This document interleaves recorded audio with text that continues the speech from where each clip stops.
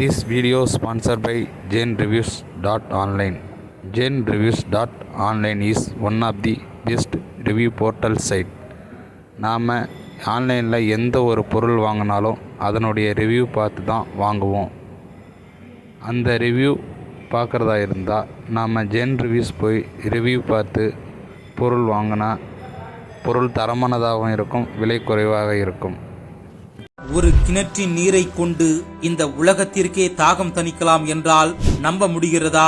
ஆம், என்னை ஆச்சரியத்தில் ஆழ்த்திய ஓர் ஆச்சரியம் ஜம்ஜம் தண்ணீர். ஒரு நொடியில் 10 லிட்டர் தண்ணீர் உறிஞ்சப்பட்டால் அடுத்த நொடியில் 25 லிட்டர் தண்ணீர் ஊற்றெடுக்கும். 5000 வருடங்களாக தண்ணீர் எடுக்கும் அக்கிணற்றின் ஆழம் வெறும் 30 மீட்டர் தான். 2024 30 அடியில் தண்ணீர், அதுவும் நன்னீர் என்றால் ஆச்சரியம்தானே. ஒரு வினாடிக்கு 8000 லிட்டர் தண்ணீர் எடுக்கப்படுகிறது. அதிசயம் ஆச்சரியம் கலந்த ஜம்ஜம் உங்களை பிரமிக்க வைக்க போகிறது.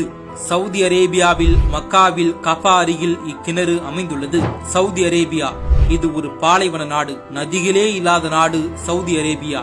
இங்கு குளிப்பது எல்லாம் சுத்திகரிக்கப்பட்ட கடல் நீர் தான். இங்கு எத்தனை அடி தூரம் ஆழ்துளை கிணறு அமைத்தாலும் தண்ணீர் எடுக்க முடியாது. தோண்ட தோண்ட பெட்ரோலியம் வேண்டுமானால் வரும். அப்படி பாலைவன நாட்டில் ஒரே ஒரு அதிசயம் நிகழ்ந்தது. அந்த நாள்தான் ஒட்டுமொத்த உலகத்திற்கும் ஆச்சரியம் தந்தது. இந்த ஜம்ஜம் கிணற்றின் வரலாறு ஆபிரகாம் காலத்தில் தொடங்குகிறது. ஆபிரகாமை இப்ராஹிம் என்றும் சொல்வார்கள்.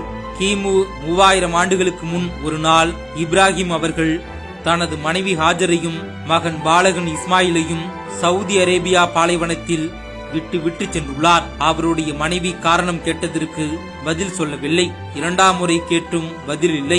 3ஆம் முறை இது இறைவனின் கட்டளையா என்று கேட்டதற்கு இப்ராஹிம் நபி ஆம் என்ற பதிலை மட்டும் அளித்துள்ளார். பிறகு அந்த பாலைவனத்தில் தாகத்தினால் குழந்தை இஸ்மாயில் கதறி அடத் தொடங்கினார். தண்ணீரை தேடி தாய் ஹாஜரா ஸ்பா மர்வா ஆகிய மலைகளுக்கு மேலே 7 முறை மாறி மாறி ஏறி தண்ணீரை தேடினார். அப்போது அந்த இடத்தில் வானவர் ஜிப்ரீல் வந்து இறைவனின் கட்டளைப்படி தனது காலால் மண்ணில் அடித்தார். உடனே ஒரு ஊற்று பீரிட்டு எழுந்தது. அதை கண்ட அந்த தாய் ஓடிச் சென்று அந்த ஊற்றை அணை கட்டி ஜம்ஜம் என்று கூறினார். அதன் பொருள் நில் நில். அந்த ஊற்று அப்படியே நின்றது. அதுதான் ஜம்ஜம் கிணறு. இப்படிதான் இந்த ஜம்ஜம் நன்னீர் உருவானதாக வரலாற்று தகவல் கூறப்படுகிறது. இன்றும் அந்த கிணற்றிலிருந்து தொடர்ச்சியாக இயந்திரங்கள் மூலம் நீர் எடுக்கப்படுகிறது.